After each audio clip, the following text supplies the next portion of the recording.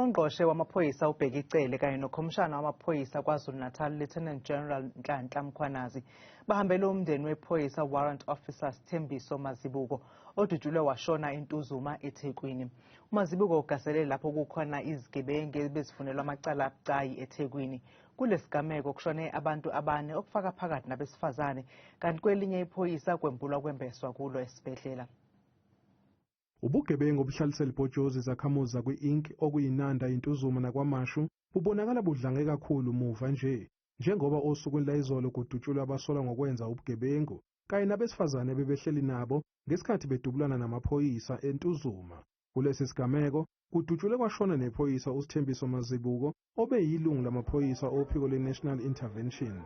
Ungqongqoshe Wamaphoyisa uBheki Cele kanye noKhomishana Wamaphoyisa esifundazweni uNhlanhla Mkhwananzi bavakashele umndeni wakwaMazibuko.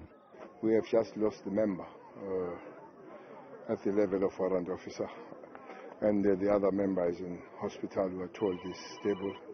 We hope for the best. Uphinde waveza ukuthi ngeke amaphoyisa elokhu ebuza ukuthi ningobani uma ibizelwa izigebengu eziyingozi futhi ezifunela amacala abucayi.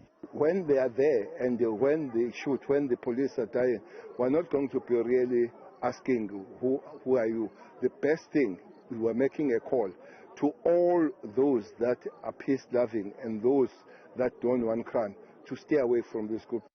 Amaphoyisa asaphenya nokuthi ngabe lezi gilamkhuba ziyamene yini nezigameko zokubulawa kwabantu eBhambayi enyakatho yeTheku njengoba izakhamuzi zisalokhu yithukizanya kule ndawo.